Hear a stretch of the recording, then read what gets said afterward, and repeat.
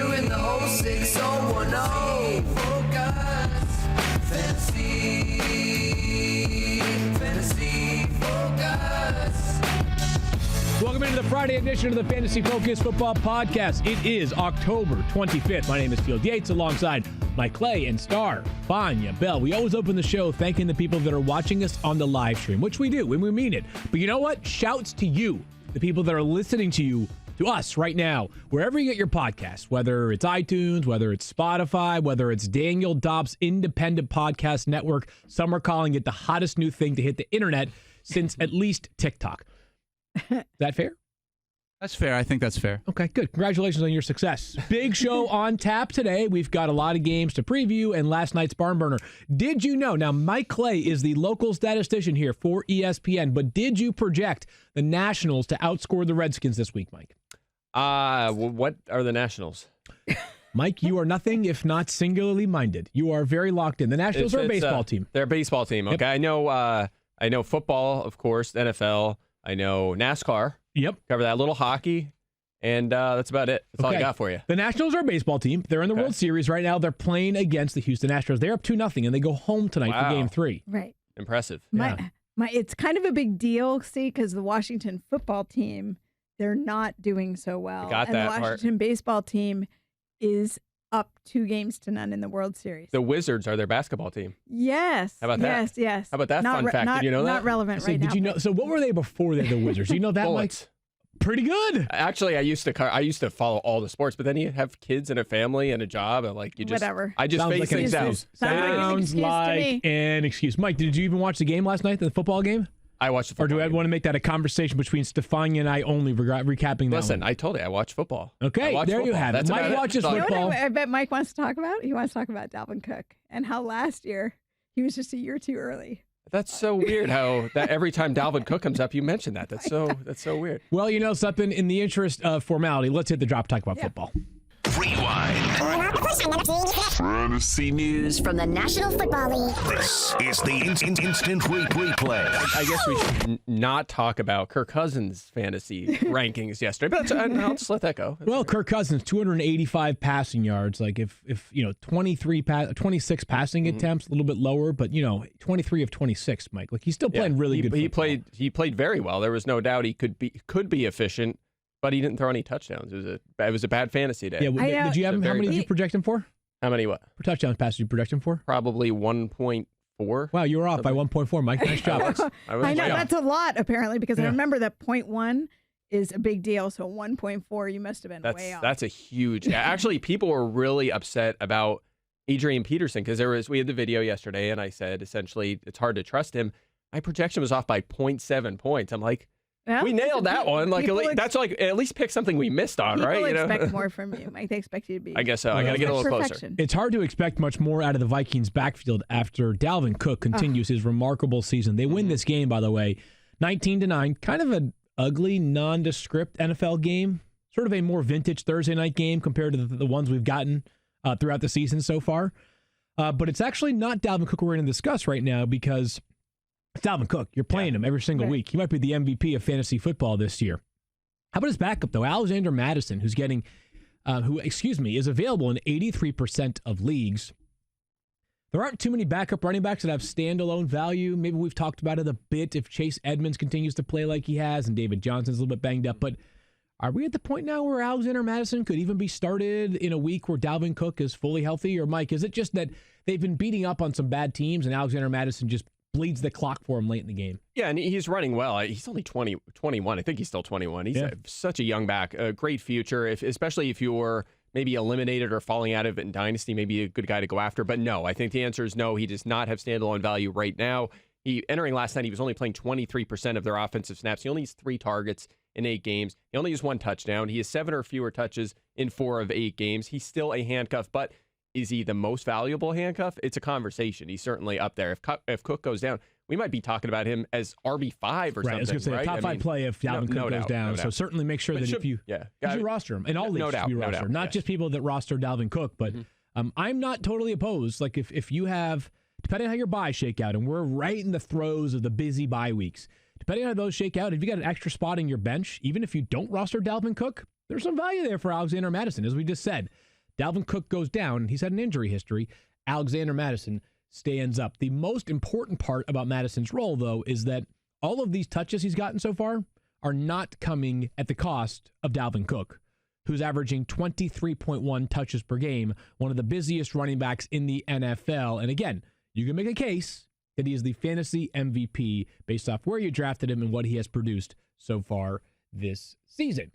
All right, let's get to the games that have not yet been played. And Emmanuel Sanders was traded on Tuesday. He is going to be active for San Francisco on Sunday, according to head coach Kyle Shanahan. So let's sort of look at this trade and the teams involved in the upcoming game from both sides. Stephania, from the emotional standpoint, and then Mike can probably present us with some fancy numbers. But because you follow the 49ers dearly and love them, would you be comfortable starting Emmanuel Sanders right away in his 49ers debut? I think I would, and part of the reason is they're also banged up at the wide receiver position. You've had Deebo Samuel, who's been hurt. Dante Pettis has something going on. Even George Kittle still remains on the injury report because of the groin issue, and I think they feel comfortable getting what they like what they've seen already in just that little window of having him out in the practice field. So I think they plan to use him. If it were me, I would probably feel comfortable putting him in as a flex. Okay, Mike, are you as comfortable as Stephania, or are you less comfortable? Where are you at? I am at wide receiver 32 right now, so Okay. it's close for me. There's some excuse me. There's some pluses and some minuses here. He is their clear number one wide receiver, so it's possible he steps in there and sees a huge target share as their obvious number one. But is he going to play the full complement of snaps? I don't know if we know that for sure. But I don't think any of their even when they've had a number one, they haven't been like a typical number one receiver. That maybe that changes with Sanders. Maybe he changes that. Maybe I'm just not sure in eventually. his first game in this offense. I'm also a little bit worried, even long term, this extends about target volume upside and touchdown opportunity. They're only averaging 30 dropbacks a game, and they've only scored 7 passing touchdowns in 6 games. So I look at my projection for this week, and his projected touchdown total is 0.2, which is a very low number for any player, let alone a wide receiver. So that bothers me too. Also, Carolina defense has actually faced the most targets and allowed the most receptions to wide receivers, but they're allowing the 3rd lowest yards per target. He could also draw the James Bradbury shadow in this game. So there are good things here. There are bad things. I think when you kind of add it all together, he's a fringe top 30 play. One thing that I think makes this a little bit easier, and not that this applies to every person that rosters Emmanuel Sanders, but I don't think people in general that are rostering Emmanuel Sanders is a must. They don't have him as a must start Right. as their roster is currently constructed. He's probably a player that you're already making the decision on most weeks, so he's probably a flex consideration Right. for you, which makes it a Where I little think bit he easier fits. because you're probably wrestling with a comparably imperfect option to Emmanuel Sanders. So Bye weeks. Yep. where you got, you didn't see much on the waiver wire for somebody who's fringe banged flex up. play Yeah, sounds fringe about right flex. for us this week. Now, on the other side, not of this trade, but of this game, is that this San Francisco pass defense is ridiculous. They're actually number 1 in the NFL in pass yards per game allowed. They have been very much, in some ways, like the Patriots defense that we have seen so far this season. Not scoring the touchdowns the Patriots are, but in a lot of other key categories are pretty similar, Mike. Would you have confidence starting DJ Moore or Curtis Samuel against this 49ers pass D? I think they're both borderline starts right now. It really depends on your alternative. So I have DJ Moore 25th on my board right now. I have Curtis Samuel 33rd. So very, very much in that Emmanuel Sanders kind of area of the rankings. Samuel has been a little bit more boom bust. He has 7 or fewer fantasy points in 3 games. I'm worried about maybe this could be a bust game against his 49ers defense, which I'll get to in a second. Moore has been more consistent, even through some tough matchups. Right. 13-plus points in 5 of 6 games and 8-plus targets in 4 games. You certainly like that sort of usage. That gives me a little more confidence in him than it does Samuel. And I mentioned this 49ers defense, just to quantify how good they've been. 2nd fewest fantasy points to receivers, 3rd fewest to the perimeter, including the fewest over the past month. Moore and Samuel primarily line up on the outside. So obviously a tough matchup here for both of those guys. I'm trying to avoid in daily fantasy. In season long, I think they're both right in that Sanders conversation. Flex borderline wide receiver 3s in 12-team leagues. You know, one of the hard parts about playing in some of the goofy leagues that we play in, like our Dynasty League that a lot of us are a part of, is like you've got 4 flex options. So I'm like, yeah, I'm definitely playing Curtis Samuel. Because the option, if I don't play Curtis Samuel, is like, I don't know, like the Jets' 4th wide receiver. You're like, I don't know if I feel good about Vincent Smith relative to Curtis Samuel, right? Like I have a shallow Eric Ebron league or where I something, actually pulled Curtis Samuel out of my lineup, and I have a deep league where I'm playing him as a flex. Yeah. And that's pretty much sums up how I feel about it. Yeah. If you're playing him and you're expecting, if you wake up on Monday morning because you missed the game and Curtis Samuel gets you 3 catches for 27 yards, just remember, he's facing basically a defensive vacuum. Really interesting game on tap. The game is in San Francisco, if I'm not mistaken, and the Panthers are coming off of their bye. Can Kyle Allen keep it going? He has helped them win 4 straight games. Carson Wentz and Josh Allen, in many weeks, or at least going into the season, it would be, here's a quarterback that you're definitely starting, Carson Wentz, versus here's a quarterback that you're not totally sure if you're starting him in a given week, Josh Allen. Role reversal, Carson Wentz and the Eagles, I don't know if I'd say they're struggling offensively. Relatively, they're struggling. The Bills' defense is not struggling. They're awesome. The Eagles' defense is struggling. So, not that you're necessarily choosing between Josh Allen and Carson Wentz, but just to frame it within the same game. Is Carson Wentz a bench this week, and is Josh Allen a must-start this week for you, Mike Clay? Yes. In fact, although I said lots of negative things about Kirk Cousins yesterday, I started him over Carson Wentz in a dynasty league. Wow. He was still the better play. That's what you get. Well, look, I had QB 17 for Carson Wentz. I had QB 12 for Kirk Cousins, so it was the right So you choice. follow the rankings, is what you're saying. I follow my own rankings. I do. But anyway, look, Wentz QB 10 this season, but does not have a weekly finish better than 8th. Think about that. Has not finished better than 8th in a week this season. And now he plays this Bills defense. It's allowed the 3rd fewest fantasy points to quarterbacks and only 4 passing touchdowns. So, yeah, I don't want him near my lineups this week. I'm looking for any alternative I can find. And Josh Allen is one of those options. He has finished 14th or worse at quarterback in 4 of his 6 games this season, which is certainly a red flag, but he's had a high floor because of the rushing, top 4, even with the bye, top 4 among quarterbacks in carries, yards, touchdowns at that position. And again, you mentioned it, the Eagles defense has struggled so badly against the pass, 5th most passing yards and 6th most passing touchdowns allowed with 14. So I do think Josh Allen is a fringe top 5 play this week. I want him in my lineup over Wentz. In fact, over a lot of quarterbacks this week. Yeah, Carson Wentz is a tricky one for a lot of people because the talent, right? The talent is apparent. It's weird that Josh Allen, by the way, has made some strides as a quarterback. Like, he's become a better player than he was last year. But he hasn't made enough strides to offset some of the concerns you might have had for fantasy this year, which was like, hey, what if he's not scrambling as much because the offensive line is not as poor as it was last year? And yet, once again, his rushing is up near the top amongst quarterbacks this season. Not Lamar Jackson or Kyler Murray, but a very functional runner, which has helped build that floor for Josh Allen. And by dint of him being a must-start, certainly have confidence in a player like John Brown for the Bills on Sunday, and some of the other weapons they have on that Bills offense. I'd be a little cautionary, though, on Frank Gore against a very tough, still, Eagles run defense, despite the fact that they've remade their defensive line, specifically their defensive tackle depth, again this week. That's an interesting one, Mike. Your Eagles, how do you feel about them going in this game? Do you think they can win or no? I have them as a slight underdog in this one. Actually, I have them as, I think, a 5-point underdog, and the line is like 2. So I'm actually less confident, I think, than the books are. So that's not great.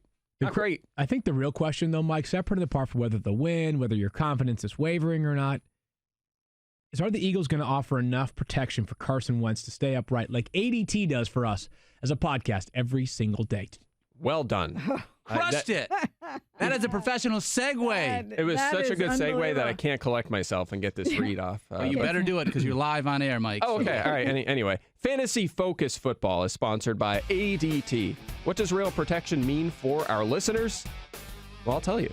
You can get all of the latest innovation in smart home security from ADT combined with 24/7 monitoring from the most trusted name in home security. You get a team of professionals designing and installing a secure smart home just for you and your family. You get 18,000 employees safeguarding them with connection to first responders. You get the nation's #1 smart home security provider. You can get a secure smart home with everything from video doorbells, indoor and outdoor cameras, smart locks and lights, controlled from the ADT app or the sound of your voice. You can get professionally monitored carbon monoxide and smoke detectors. You can get a system custom designed to fit your home. You can get safety on the go, in the car, or when your kids are at school with the ADT Go app with an SOS button. Well done there by Mike, and we head now to the Chargers versus the Bears. And all right, lot to unpackage here in this game. Chargers, Bears, two teams that in some ways have been equally disappointing, right? 2-5 for Los Angeles, 3-3 for the Bears. So before you tell me that the Bears are less disappointing, Bears fans will tell you a different story. But let's begin with the Chargers, because when we were going through some of our initial talking points for this podcast, Mike Clay posed a question about Melvin Gordon getting back on track. And I'm saying to myself, hold up. Did Mike Clay have one too many spritzers over at Lake Compounds a couple of nights ago? Or do you actually think that Melvin Gordon's going to get things going this weekend? Mike, are you confident that this can be the week that Melvin Gordon looks like Melvin Gordon and not like a guy that I want to bench? I think so. Really? I think Against the Bears of all teams. Tell me more. The Bears have allowed the 6th most fantasy points to running backs this season. Okay. Did you know that? That's a fun fact there for you. Only 3.7 yards per carry allowed, but 6 touchdowns allowed to running backs on the ground so far, and a league-high 60 targets. So that's just the way teams are attacking the Bears. They're not, going after wide receivers. Obviously, you expect that with such a good defense. They're dumping it off to running backs. Gordon does have 13 targets so far, so perhaps he sees a boost in that sort of arena. And again, he's been used, even though Austin Eckler is their primary pass catching back, he's been used that way as well. Also, he's only averaging 2.2 yards per carry since he came back. It's been atrocious. But they faced Tennessee, Pittsburgh, and Denver, 3 of the best run defenses in the NFL. So maybe he gets back on track here against a team that is allowing a lot of fantasy production to running backs. I have him RB20, Austin Eckler RB16. I think they're both viable starters. All right, Stephania. You need to level us with Daniel's up. Yeah, can I ask a question? What do you have Melvin Gordon projected at this week, Mike? Do you know where you're at on both Melvin Gordon and Austin Eckler? Their rankings? I just told you that. No, the projection. No, Their points? Yeah. Yes, I will tell you. I have Austin Eckler at 6 carries, 26 yards, 6 catches for 50. And I have Melvin Gordon 14 carries, 56 yards, and 3 catches for 26 yards. So which one has the highest projected total this week? Eckler. Eckler does? Yeah. Okay. All right, I just wanted to... So you're not... I'm trying to figure out what on track means, though. Like that he looks better as a runner, that he produced, that he gets in the end zone. Like, what do you think? Because it's hard for me. So he got the volume. That's what I was looking for last week. He gets the volume. He gets in a rhythm. We start seeing him. Granted, he was at the end zone. He was close. Maybe we feel differently if he gets in. He doesn't fumble at the 1. Chargers would too. You think? But it didn't, like, he didn't look better. He didn't look like he was running better, and that was frustrating for me. Yeah, I guess I'm chasing to the volume to some extent because he is getting over 70% of the carries. I just think he'll have more running lanes. I think that was a problem too. I don't think he was running over his linemen. He just didn't have running lanes. And the O-line is a problem, no question about it. But again, the competition was also extremely tough. So I think he'll actually have a few lanes to work with in this one. And again, the boost in targets, that's great. I mean, if you can't run up the middle, like think about Devonta Freeman this year. He can't get anything going between the tackles, but they're dumping it off to him a lot. He's caught all but 3 of his targets, and he's actually been a competent fantasy asset. I think that can happen for Gordon. Something, I was just thinking about this, Daniel. Do we have a Hall of Fame for the 06-0-0? Like our best calls of all time, whether it's for the season, whether it's for the week, whether it's for a podcast itself. There's got to be something like that, right? You would think there'd be something. If not, we should develop it, right? If Mike Clay nails it on Melvin Gordon, what would we say would have to be Melvin Gordon's finish for the week for Mike Clay to absolutely just crush this one like Rob Gronkowski spiking a football into the end zone? I would think top that 12. I was going to say top. I literally was going to say top 12. I was going to say like top 5. We're like this. Is it really bold to say he could Melvin? Like, would you really be shocked if Gordon finishes RB11? Yes. Have you watched him play football this year? Right now. Yeah, 100%. So that fits inside top 12. That's it. We're calling. Mike, no, we're not trying. It's not like there's no advantage. There's no disadvantage for you, Mike. Like if anything, the more generous we are, the likelier you get into the Hall of Fame. I'm just saying, I could. He was been off. Someone call it the Call of Fame. Oh, the Call of Fame. That's good, Field. Can we go retroactive? Yeah. Sure, of course. Like my DK Metcalf call for the touchdown. That was, you know what? That would be great. What about somebody that released both Stephon Diggs and Juju Smith-Schuster in the middle of terrible This is very much like my brother and I playing a game as a kid. My brother made the rules up as we went along that worked in his favor, right? That sounds like but I'm okay with it. We're blank all slate here. Rules, right. So the Call of Fame, if Mike nails it as a top 12 running back, I'm going to nominate that for the Call of Fame because I am with Stephania. I have eyeballs. Yeah. And they're both functioning as far as I can tell. Sometimes the left one drifts a little bit, though. But I really do believe that Melvin Gordon being the top 12 running back would surprise a lot of people, Mike. Okay. So if you get that one right, you, my friend, are a genius. Now, Matt Nagy says he's the opposite. I'm sorry. He says he's not the opposite of a genius. Matt Nagy said, "Yo, I'm not an idiot," because he knows they need to run the football a little bit more. Ooh. But how about this? This is not cool, Keith. This is not me at all. How about if you have a call like that and you get it wrong? It's the call of shame. Ooh. We have a board on both sides. And we can ring the shame bell. Shame. Call of Fame. Oh. Okay, Call of Fame, Call of Shame. I love it.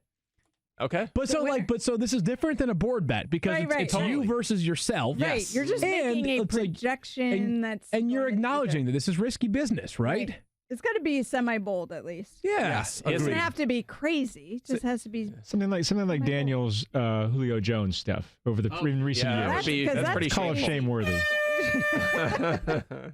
Daniel, I mean, Mike, do you are you really willing to nominate that or no? Yeah, why not? Yeah, I have more confidence than you guys, apparently. a lot. You yeah. obviously but you realize if you do not get this right, you're going to go on the Call of Shame, and you'll be the very first person inducted into the Call of Shame. For That means history. you have to wear like a big almost like you're a ghost with a sheet, but like it's going to be a modified. It's a shame blanket. You have to wear it Here's for a the week. problem, though. I have him ranked RB20.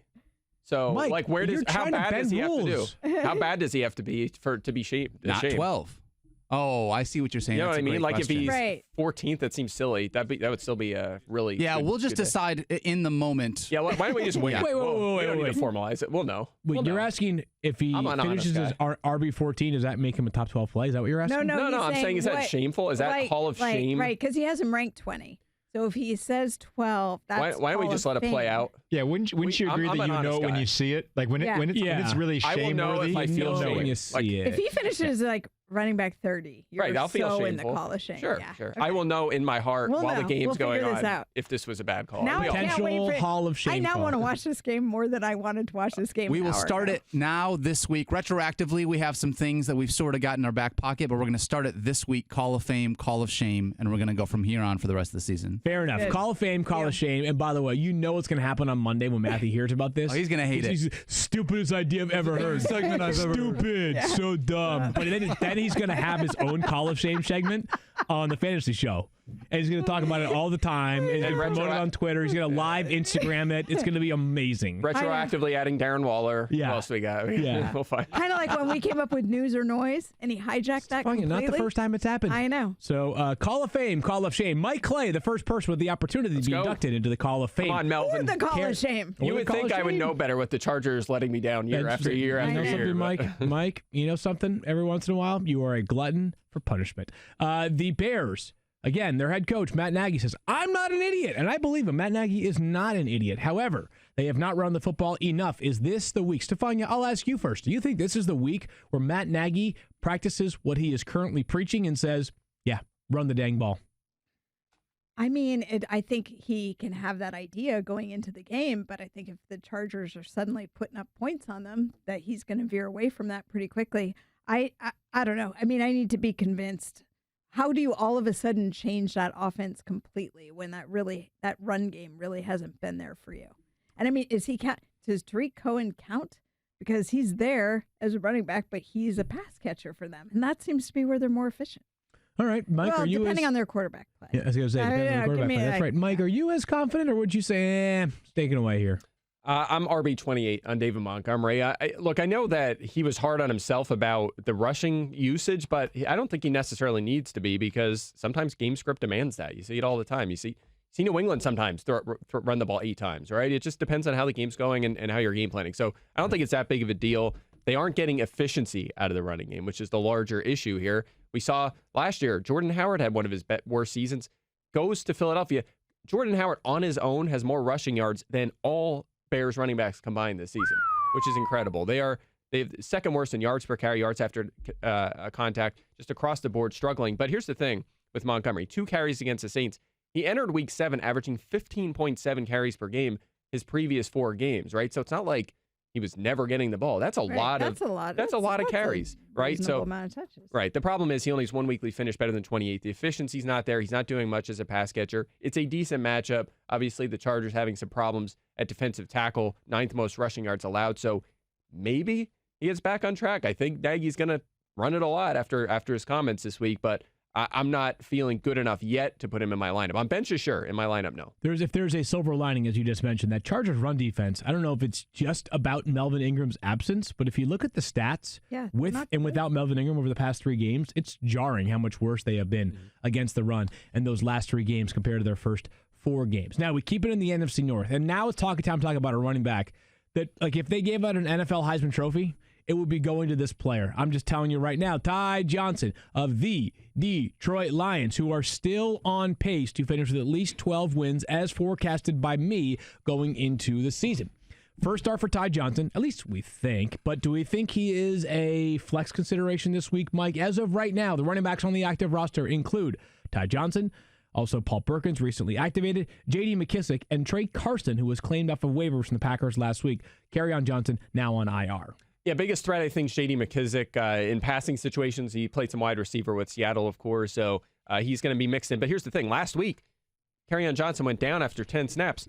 Ty Johnson played 43 of their 67 snaps. McKissick, 16 snaps. Wasn't even close. He was essentially their workhorse, so you like that for sure. I have him projected for 16 carries, 65 yards, and then 15 more yards on 2 catches. That's a pretty nice haul. And so I have him ranked RB24 against the Giants' 7th most fantasy points to running backs this season, the 5th most carries allowed, 6th most rushing yards, 3rd most touchdowns, 10.1 yards per catch allowed to running backs as well. So they've struggled in that department. I think it adds up to, yes, Johnson is a flex option, maybe a borderline RB2. Daniel's a question. It's not really a question, but is what you basically meant to say that Ty Johnson will score more fantasy points than Melvin Gordon this week? Because I agree with you if that's the case. No, I don't think I said that. I think Ty Johnson will score more fantasy points than Melvin Gordon this week. I think Melvin Gordon will score more fantasy points than Ty Johnson this week. Put it on the board. Wow. Put it on the board. That's an A-. Hey, I'll take it. I can't believe it. I got better. I'll take anything plus or anything better than a C-. I think I'm good with. Yeah, it's passing. All right, you can keep going, Phil. That was good. We'll see if you can replicate it next time. But probably not. You know what? Yeah, that was It's impressive. highly doubtful. You got a board bet? You're on the Call of Fame watch. I'm really, you really are rolling today. on Melvin Gordon this week. Everything. Like I don't know. It's taking a lot of willpower for me to not acknowledge how Mike, and this is what number season for you on the show? I don't know. 3 or 4 on the show? 3, I think. This is your 3rd season as a regular contributor to the 06010. You do 2 shows a week with us, 3 shows this week. I don't know how many board bets you made during your life, Mike, but somehow, some way, you cannot nail the cadence. And maybe it's a 2-person fault, right? Maybe it's the person you're doing it with. But did you guys even try to coordinate that, put it on the board call right there? Didn't even care. Just totally. We just did it. Sometimes you just do things on the fly. You know what I mean? You look in someone's eyes and something just feels real in the moment. So you just sort of go with it and see what happens. And that did not have happened. No, it sort of fell flat. Never happens. Yeah. No, but he got the whole, he articulated what his side of the wager was. You know, that's a good point. At least the wager was clear. Baby steps. Baby steps. Very proud of you for that baby step, Mike. We're going to give you a gold star and hope that motivates it's you. progress. To do it We're again. getting there. Someday we'll have chemistry on the show. Crazy week last week for Marvin Jones. And I know that sometimes we play this game with a recency bias to us, but it's weird. Last week, you would have forecasted Marvin Jones to not have a mammoth week. This week, you'd say to yourself, actually a very good matchup against the Giants. Must start Marvin Jones this week? I think so. He's my wide receiver 19. So in the top 20, pretty much everyone's going to be firing up. You mentioned coming off the huge game with the 4 touchdowns. He's been a bit boom bust this season, though, which, again, can sometimes be a red flag. 2 top 20 weeks, but outside the top 50, 3 different times.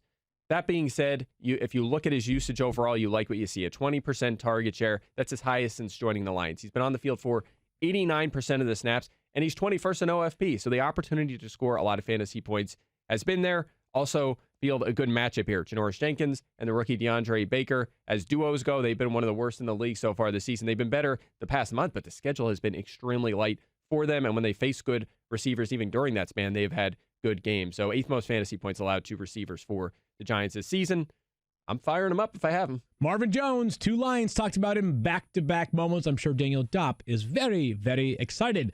It's time now for Stephania's injury line roundup, brought to you by ADT, the most trusted name in home security. Mike just told you about them, what they mean for your home. Stephania, with more information, again, brought to you by ADT. We begin with the king himself, Mr. Patrick Mahomes. I know. I think it's been just been exciting to see the fact that he's back out moving around on the practice field.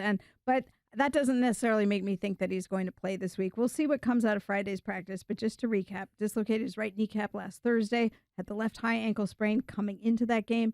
Wednesday, he participates as the number 4 out of 4 quarterbacks, really just doing handoffs and not much else. On Thursday, he moves up to number 2 of the 4 quarterbacks in the quarterback line and individual drills. Still not doing a ton. Adam Teicher, who covers the team for us, said he looked like he was moving around a little better. But keep in mind, that's a far cry from having to decelerate, change direction, get tackled, do all those things that you would have to do in a game. So I still feel like there's a big gap between what he's done and what he would have to do in a game situation. Obviously, we'll know more on Friday, but it just feels like it's not going to happen this week. Don't plan on it. How much do you think? I think of the next 3 days, which Mike Zimmer and the Vikings are off, they're going to spend the entire time just praying that Patrick Mahomes does not return next week. Drew Brees, Stephania, has been hurt since week 2. That thumb, I believe, was against the Rams in Los Angeles. He is making progress. He's making really good. Now, we just talked about Mahomes being a guy I don't expect to see. Yeah. I think there's a really good chance that you could see Drew Brees this week. How about that? And, I know some people are saying, well, the Saints have a bye the following week. Why wouldn't they just hold him out? If you're ready to go and you got a guy like Drew Brees, you play. There's no reason to hold him back. The bottom line is he had this repair done by Dr. Steve Shin in Los Angeles. This internal brace is what they call it, where it's basically a reinforced repair of that ligament. And so it is permissible for the athlete to get range of motion going sooner, start doing grip exercises sooner. Everything in the rehab is accelerated because you have this backstop essentially to protect the ligament repair. You may have seen him in some of the video clips from practice. He was wearing this little brace that goes around the base of his thumb. He would have to wear that if he plays this week. But if he's already shown in practice that he can handle snaps, that he can throw the ball effectively, that he's got his accuracy, then there's really no reason not to let him go. So the Saints have made it sound like they're not going to make the decision until the last minute, but everything is lining up for him to be able to play. Okay, can I ask you about Alvin Kamara and actually reverse the order here? Because their teammates, Alvin Kamara did return to practice yesterday. Yeah, and caught a pass from Drew Brees in that practice, apparently. A lovely sight. Doing a little bit more in practice. He did not work on Wednesday, obviously missed the game last week, limited yesterday, but not wearing any obvious protection on the knee that had bothered him, doing a little more work. So I could see him coming in as questionable and then making a late call on this, but certainly an improvement yesterday over Wednesday. If he does more today, then you feel better about Kamara. Just one more time, I did mention earlier on this week, they cut Zach Zenner, who seemed like he was signed as an injury insurance replacement last week with Alvin Kamara out. We'll see whether or not they address the running back spot this week. Same game, other side, David Johnson, Stephania. Right, and Zach Zenner now with the Arizona Cardinals, He's the along key to with success. Alfred Morris. And, well, the point is, it's interesting because Cliff Kingsbury said that he brought them in to offload Chase Edmonds during practice sessions. So what does that say to you? It says to me, boy, we think we're going to use Chase Edmonds a lot this week, so we don't want to wear him out in practice. David Johnson not practicing Wednesday or Thursday, obviously did barely anything in the game. Really couldn't go. There wasn't a setback apparently, but his ankle was not ready to take the stress of in the game. I didn't rank him this week because I just didn't feel good about it. It certainly looks like it's going to be Chase Edmonds and not David Johnson, but stay tuned. You always want to see what happens on Friday, but it's not trending that way right now. Follow at AZ Cardinals for more information about whether you should start Chase Edmonds. Josh Jacobs, Stephania for the Raiders, has not practiced yet this week. He hasn't, but, I love this kid. He's so tough. Paul Gutierrez posted that Jacobs had said his shoulder would have to be broke for him not to play. That's what he told the Raiders. He plans on going. This guy has, we've had a couple weeks where he hasn't done anything in practice, and then he's still come out. And even at a couple points, I don't know if it was last week or the week before, he left the game because he came in with an elbow injury, aggravated it, came out, then was back in later. And really, we haven't seen a decline in his production as a result of any of the injuries that he's brought with him week to week. So I expect him to play. That would be good news there for Josh Jacobs. Rare that you have a rookie who might be able to go a whole week without practice and actually play on Sunday, but it tells you how important he is to their offense and how effective he has been. For those that have missed it, the NBA season is underway, and if you're wondering why I mentioned that, check out who are considered the two most coveted free agents on the NBA open market right now. For those of you watching on the live stream, you'll find out what I'm talking about right now. All right, today's Don't Be This Guy comes from Matthew and Field. We tested our vertical leaps and found out, as the old movie title goes, white men can't jump. We call this the remix, the remake right here, Daniel. look- And for the record, I had shin splints that day. Oh, sure you did. Look at him. He was so happy. Sunglasses. He got like 6 inches off the ground. He had like this biggest smile on his face. Stupid idiot. He's Field Yates. For those of you that are listening to the podcast, we just showed a clip of Matthew and I doing a vertical leap challenge in the great Detroit Lions practice facility. Neither of us won. You know why? Because I don't think either one of us jumped more than 6 inches vertically. I have never been so ashamed of myself. We just ripped through a bunch of health concerns, Stephania, but we have more there.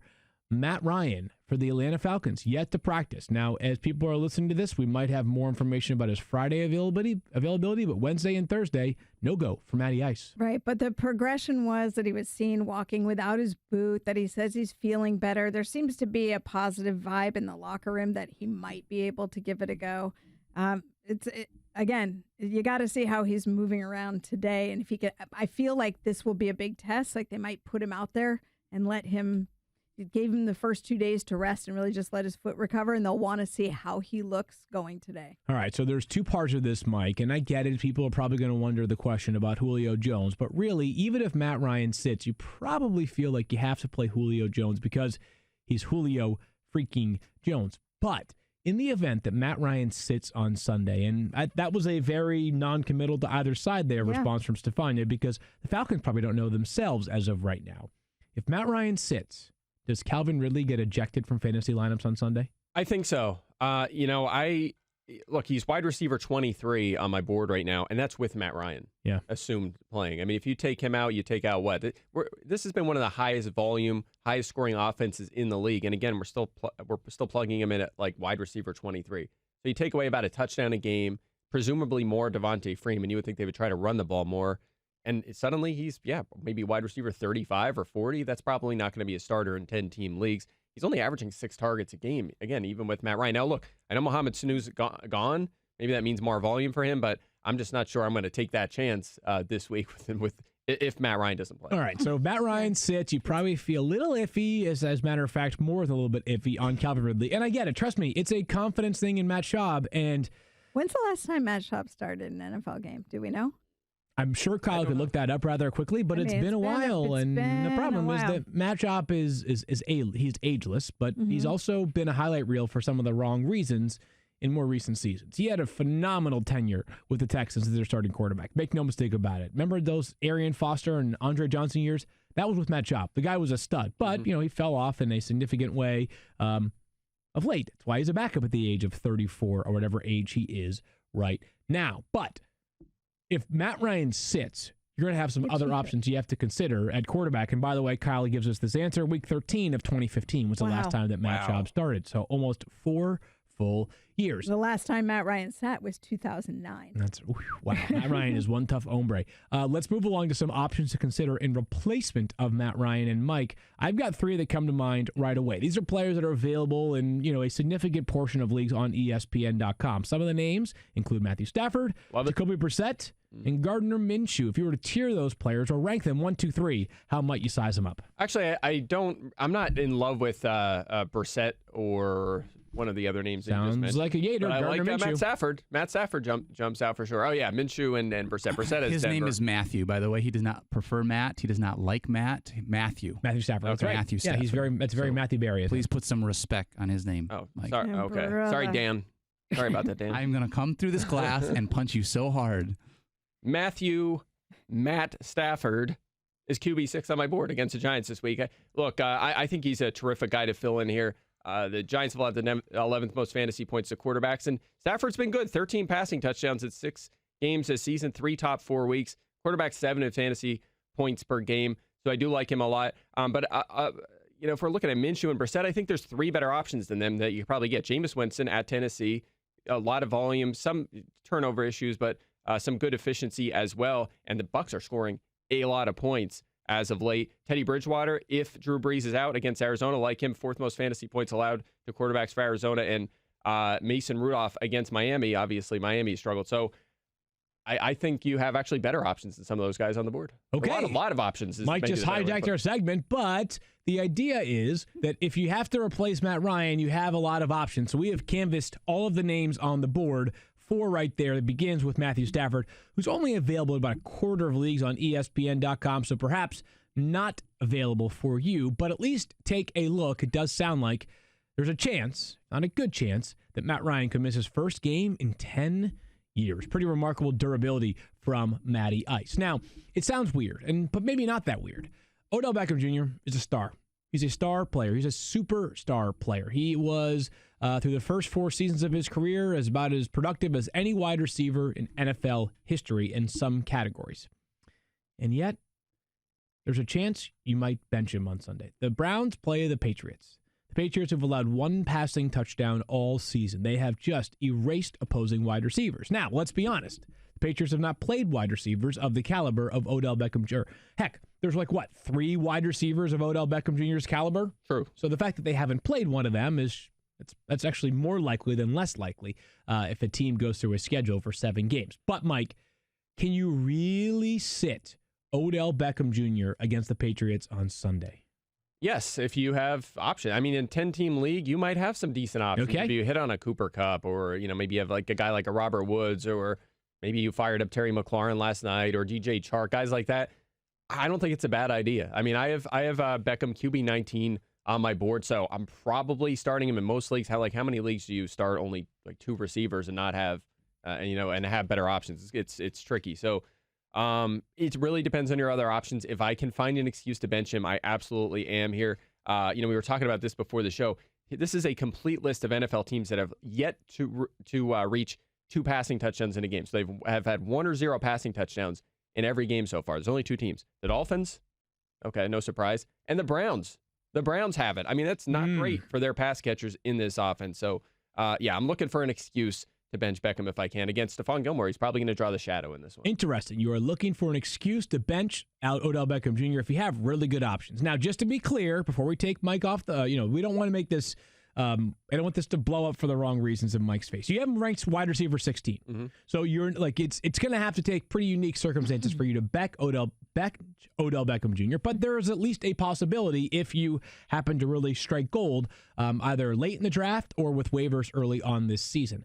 By dint of that, I'm assuming you guys are basically saying, hey, listen, just stay away from Jarvis Landry. He's outside your top 30 for both of you. And not that he's not a fine player, but, if Odell Beckham's almost being benched, then Jarvis Landry, no way, right? No doubt. I mean, there's been some weeks where he's actually outscored Beckham recently, which has kind of been bizarre. But, he has a solid 24% target share. You like that. But he only has 1 weekly finish better than 30th at the same time. So, and by the way, Patriots, we mentioned, they really good against outside receivers like a Beckham because they're shadowing with Gilmore, but 5th fewest fantasy points to the slot as well. So, yes, I definitely want Landry on my bench here. Not that, listen, you can't take away every team's best play and just, it would look different. But I know that the Patriots' 1 passing touchdown allowed this year was that 66-yarder to Golden Tate. Yeah. I wonder what happened. That ball was nearly tipped and broken up. I wonder what happens if you take that 1 pass away, if they go to first and slot points allowed.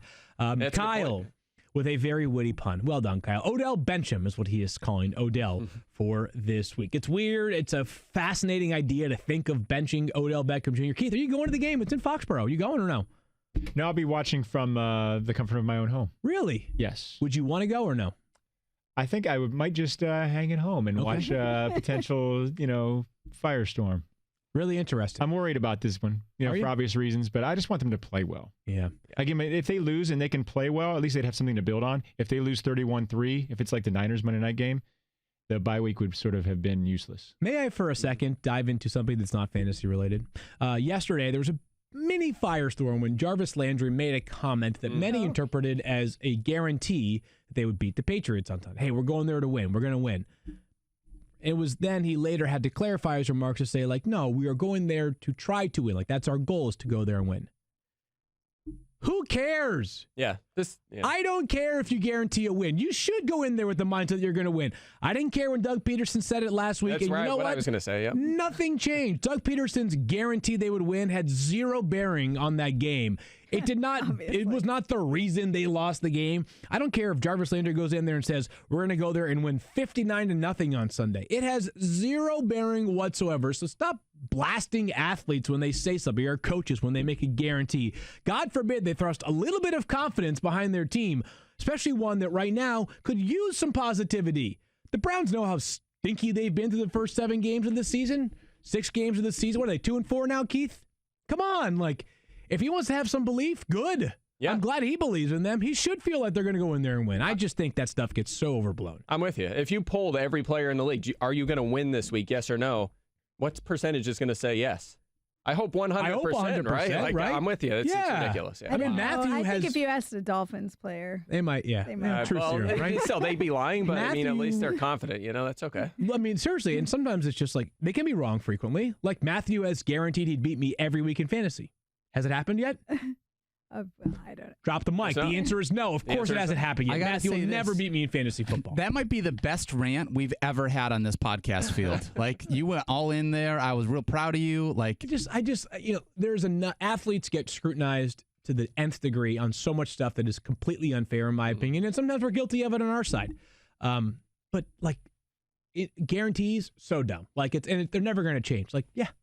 You know what? Athletes want to win, and they believe they're going to win. Sweet. They're the 0.001 top % of competitive people in the world. I would believe I'm going to win, too. I feel like everybody should do that everywhere in their life. When you come in and do a podcast, it's I'm going to do the best podcast I can today. If you don't say that, what are you doing? If you're I'm going to go in and do the best spreadsheet I can as an accountant. Who doesn't say that? You know what I mean? Makes no sense to me. Before we have a couple more items to get to, but we have more quick hitters from Stephania. More injury updates. Stephania, please tell me the list is short. Yeah, it is actually short because I think there's obviously more people on the injury list, but these are just a few that I think you might be wondering about. Or if you're looking for somebody who maybe didn't play last week, you're wondering if they're going to be back. Don't start with Jared Cook. He missed last week's game. He has not practiced yet this week. I think he misses his second straight. Tyrell Williams of the Raiders been limited in practice the last 2 days, so at least he's doing something. But he hasn't played since week 4, and you feel like plantar fasciitis, you've been out almost a month. If you're not putting in full practice before a game, that doesn't make me confident that you're actually going to play or that you're going to be anywhere near 100% if you do. Christian Kirk's been out the last 3 weeks with a high ankle sprain. He's still doing the same amount of work in practice, still limited. I feel like there's still a little hurdle for him to get over. Watch him on Friday. Last week, they said he was close, but he was just not able to do the high-level cutting. Puts a lot of stress on those high ankle areas. So see what he does today. If he bumps up to a full practice, then obviously that's encouraging. But right now, there's not really anything to suggest he's doing a lot more. And then Devontae Adams, if people are wondering, still out of practice. He actually spoke yesterday and said he's doing a lot of different footwork things, but full-speed route running still a problem for him. So he comes out, and he does the stretches, and he does the warm-ups, and then he goes inside and works individually. So not there yet. Seems unlikely. By the way, on your just on Christian Kirk, one piece of context to add, they play on Thursday against your 49ers. So right, which might make it even less likely that you see he comes him on out Sunday. Yeah. Just a thought. Don't know for sure. Anyways, we move on. But first, a word from our friends at SeatGeek before we get into what many are calling the most anticipated subject of the week, field entry. But do you ever feel like ticketing websites make getting to event difficult on purpose? All the time. Me too, right? Yeah. It's as if they're so big they can get away with not caring about the customer experience. With millions of live event tickets and a price match guarantee, SeatGeek proves there's a better way. Search for sports, live music, comedy, and tickets to The Lion King for a lovely night out with your wife and your mother. SeatGeek has the tickets you're looking for all in one place. SeatGeek pulls together millions of tickets from all over the web. Then it rates each deal on a scale of 1 to 10. Finally, SeatGeek displays them on an interactive seat map. This is all very intuitive, very cool, very nicely displayed. SeatGeek breaks down the details. Green dots mean good deals, red dots are overpriced. And every purchase is fully guaranteed, so you can shop for tickets with confidence. SeatGeek will even give you $10 off your first SeatGeek purchase. That's nice right there. All you need to do is use our promo code. So go do this. Download the SeatGeek app. Use promo code FFF for $10 off your first purchase. That's promo code FFF for $10 off on your first purchase. I like things that come at a discount. Who doesn't? Go to SeatGeek, get $10 off, go find something fun to do, buy the tickets, do it now. They support us. You support them. I actually just used SeatGeek. I'm going to a show tonight in Brooklyn, and I used SeatGeek to get tickets for that show. Who are you going to see, Daniel? The Wonder Years and Future Teens. This is that Halloween show that we had talked about right, yeah. a little bit ago. So when you say a Halloween show, does that mean you have to wear a costume to attend? I am dressing up, and all of the bands are dressing up in Halloween costumes, and we are going to do that tonight. It's going to be a What are ton you of going to fun. dress up as? I'm going to go in my Detroit Lions onesie. Nice. So basically, it's just an excuse for me to wear pajamas in public. Right. You know. Wow. Touche. It's a Detroit Lion onesie Like to full-on represent the onesie. one loss they'll have for the rest of the season. That's all that it is. See? I like you, buddy. I like you too, bud. Time now for some Field and Stream, one of my favorite subjects of the week. And it's players that are either available in a lot of leagues or players that might be available in any number of leagues, but you kind of only like them for this 1 week. And so we talked about Kenny Stills yesterday. We've talked about actually a couple of times so far this week, but he's still available in over 50% of leagues. So Kenny Stills might not just be a streamer, but maybe a guy that has some value going forward with Will Fuller's hamstring. Expected to be multi-week. Okay, so multi-weeks. This could become more than just a stream for Kenny Stills. Oakland's allowing a league high 148.2 deep passing yards per game this season, which is defined as throws that travel 20 or more yards in the air. 15 or more yards in the air. Kyle corrects me there. So they're vulnerable down the field. And Deshaun Watson, as we know, the dude can chuck it deep. 49.5% completion percentage on deep throws since 2017. And before you tell me, 49.5%, that's the second best in the NFL. It's hard to complete passes down the field. Deshaun Watson has a way of making it look easy. Now, this is a deep one. This could have been on Deep Cuts on today's fantasy show. It'll be out there later on today on ESPN+. Deshaun Hamilton of the Denver Broncos is available in over 90% of leagues. Now, 4 games last season, Emmanuel Sanders missed after that Achilles injury. Deshaun had 25 catches in those 4 games. Okay, that was the good. The bad was that there were just 8.3 air yards per target, which was not great. I mean, not a particularly downfield type of player. But second year, we talked about him. He did go to where, Kyle? Penn State. That's right. Hashtag we are. Deshaun Hamilton, a 2018 rookie who should be better in his second season. I feel pretty good about Deshaun Hamilton as a player to add going forward. Yeah, certainly in PPR, there's a chance he could catch 6 or 7 balls a week. Again, he might get 40 yards on those targets, the way he's been utilized in his super low yards per target. But all that matters is points in PPR. I mean, you could catch a pass 6 for negative 42. 9 yards and you get positive points. So A good way of putting it, Mike. I'll tell you what, on the CSS DFS podcast that came out yesterday, Deshaun Hamilton came up by Al Zeidenfeld, who has him in his Best Buys column. How about that? Al Look Zeidenfeld. at that. Yeah, I've always said Al was a brilliant mind. Smizzle, very smart guy. And last one here, everybody should be on this one, not just for this week, but for the next 3 weeks, maybe even 4 weeks. The Colts defense, available in over 50% of leagues on ESPN.com. A top 5 play for all of us this week. They play the Broncos. The Broncos, if you did not watch that game last Thursday night, have this thing where they don't like to play offense effectively. The Broncos were an absolute mess last week on offense. Joe Flacco snails are impressed with how deliberately Joe Flacco moves. Has zero pocket presence or awareness whatsoever right now. This Colts defense may not have the star power that some teams that you would be considering do, but it's just tough. It's effective, and they've got a great schedule. Denver this week before Pittsburgh, Miami, and Jacksonville. Can't say that any of those offenses really scare you right now for the Colts. Top 5 play for us, as I just mentioned. Now, we've been talking about the Jets' upcoming schedule being favorable, but we keep mentioning weeks 9 through 14. But, Mike, maybe you think there's some hope this week? Are you perhaps buying the get ahead on the Jets trend with the Jaguars they face on Sunday, or no? Well, I mean, it depends on the player, I suppose, right? Like Le'Veon Bell, we have loved the volume so far. I'm getting a little bit nervous about his targets, though, the past couple of weeks. Interesting. He only has 5 over his past 2 games with Sam Darnold. Had 9 in week 1 with Sam Darnold, but for whatever reason, he stopped throwing to him the past 2 weeks. I think part of that was getting Demaryius Thomas in there. Plus, Chris Herndon's coming back, too, so who knows what's going to happen with Do we Bell's. think he's coming back this week?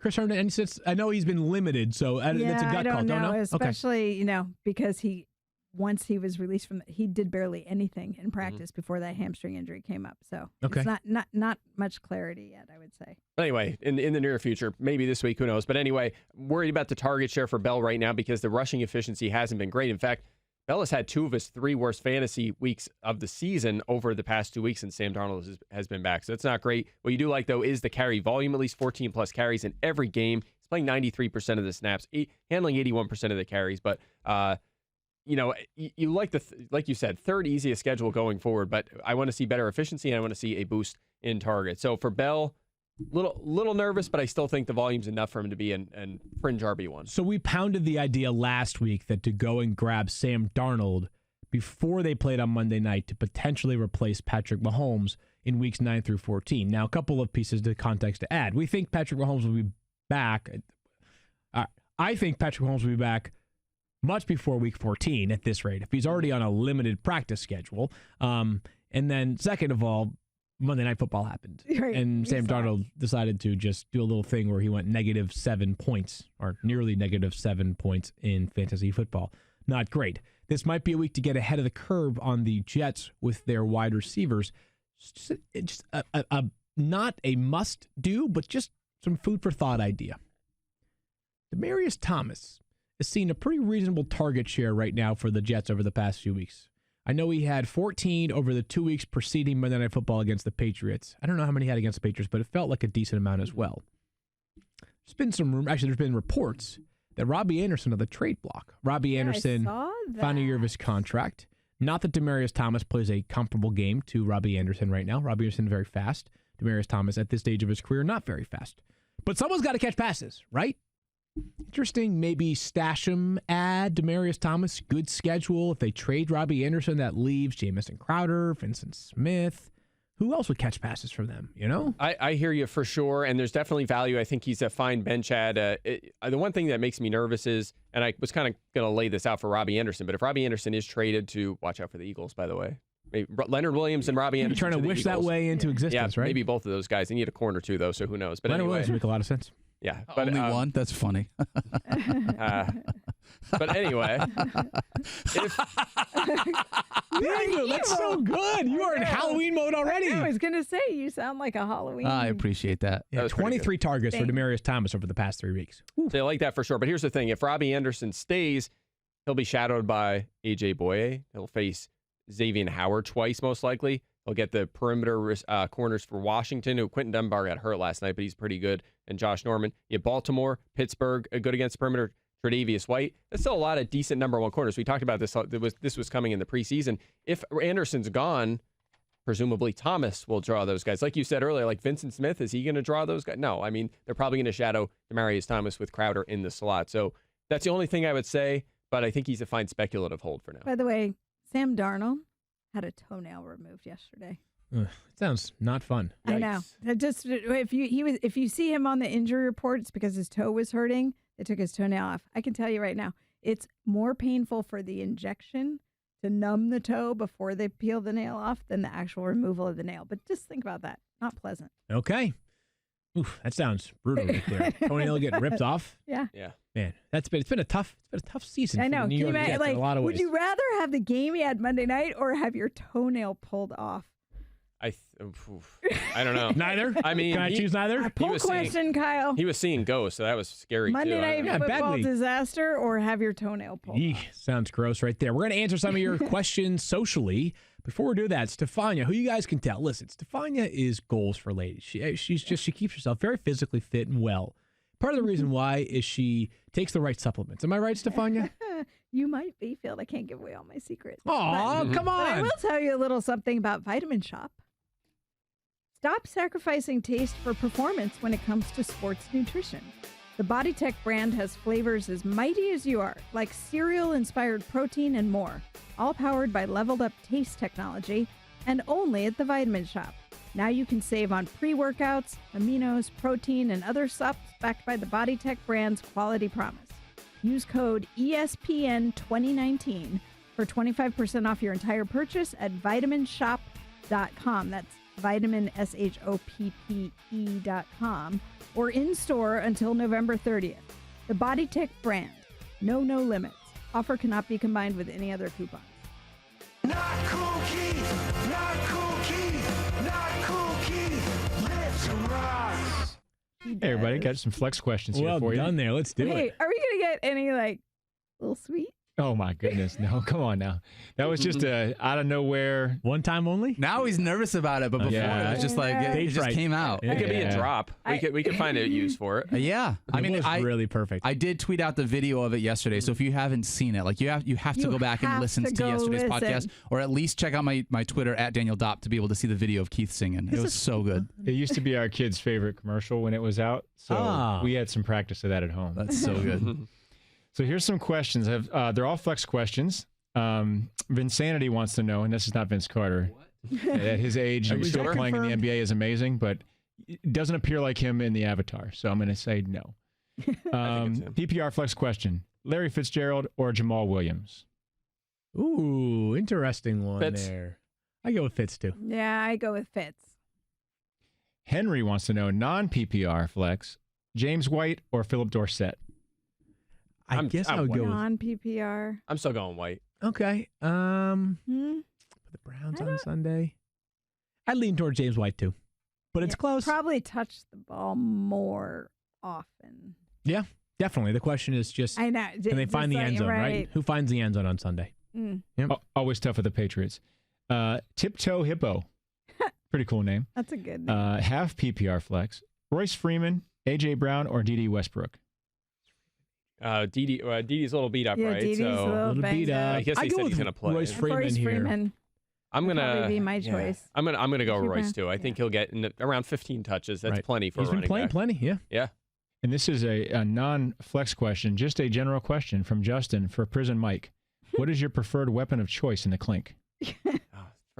Jeez. I saw the cup. Did you guys see the cup he posted yesterday? That's The really funny. Alcatraz. Like, that is so Really cool. good. Yeah, and that's my weapon. Maybe that's why. Maybe that's the person who sent it That's because it what was they anonymous. bang. Yeah. If you ever, I mean, from my time in Alcatraz, have you ever been on the tour in Alcatraz? I have It might not. be I've the been meaning best- to get there It might be. forever. It I is want the to. best touristy thing to do in San Francisco. I think my weapon would have to be Microsoft Excel, right? 'Cause I'm just gonna. That's what I said. Did you? I wanted it to be a spreadsheet so badly. Oh, that's incredible. Oh, See, we're on the same page. yes. We have chemistry.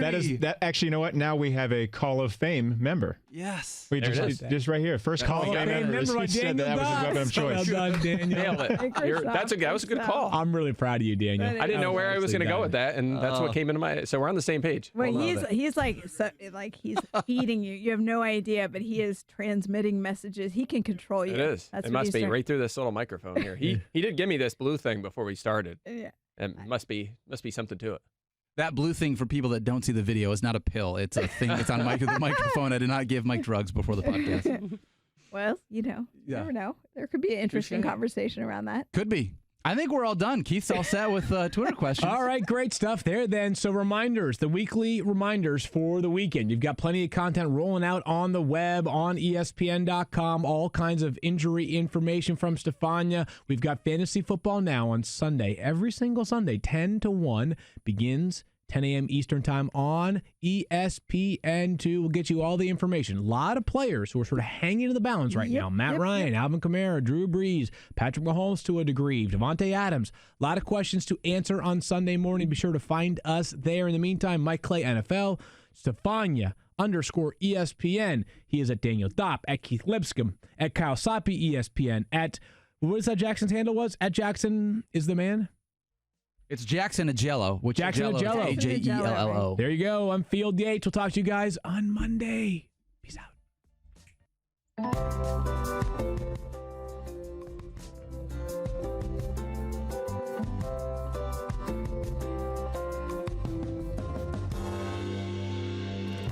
She's got a smile that'll melt your heart. She's always there to lend a helping hand. Her fantasy knowledge is just the start. Her skills are highly in demand. She's our Bay Area lady out there hustling for us with advice that we really trust.